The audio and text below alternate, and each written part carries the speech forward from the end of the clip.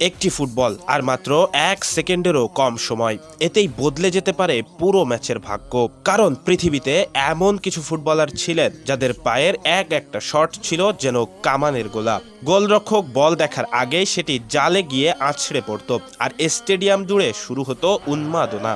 কিন্তু প্রশ্ন হলো, ফুটবল ইতিহাসের সবচেয়ে ভয়ঙ্কর শটের মালিক আসলে কে? কার ফ্রিকিক দেখে প্রতিপক্ষের গোল রক্ষকরাও ভয় পেয়ে যেত, আর কার পায়ের জোর আজও কিংবদন্তি হয়ে আছে? আজকের ভিডিওতে আমরা জানবো এমন কয়েকজন অসাধারণ ফুটবলারের গল্প যাদের শটের গতি আর শক্তি পুরো বিশ্বকে অবাক করে দিয়েছিল। তাই ভিডিওটি শেষ পর্যন্ত দেখুন, কারণ শেষের নামটি হয়তো আপনাকেও চমকে দিবে। চলুন শুরু করা যাক।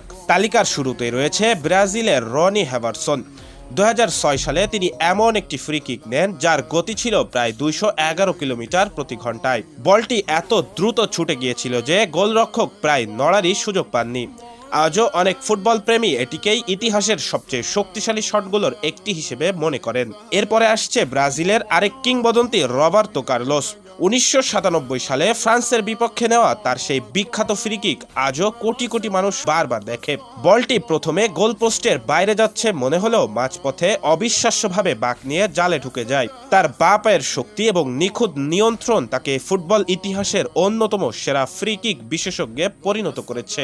এবার আসি ব্রাজিলের আরেক ভয়ঙ্কর স্ট্রাইকার আদ্রিয়ানোর কথায়। তার বাম পায়ের শট ছিল এতটাই শক্তিশালী যে অনেক গোলরক্ষক বল ধরার পরিবর্তে নিজেদের বাঁচানোর চেষ্টা করতেন। মাঠে যখনই তিনি দূর থেকে শট নিতেন, দর্শকরা নিঃশ্বাস বন্ধ করে অপেক্ষা করতেন গোল হবে নাকি গোল পোস্ট কেঁপে উঠবে। ফুটবলের সৌন্দর্য শুধু গোলে নয়, কখনো কখনো সেই গোলের পেছনের শক্তি, দক্ষতা আর সাহসেও লুকিয়ে থাকে। আর এই কিংবদন্তিরা দেখিয়ে গিয়েছেন একটি নিখুঁত ফ্রি কিক পুরো পৃথিবীকে বছরের পর বছর মুগ্ধ করে রাখতে পারে।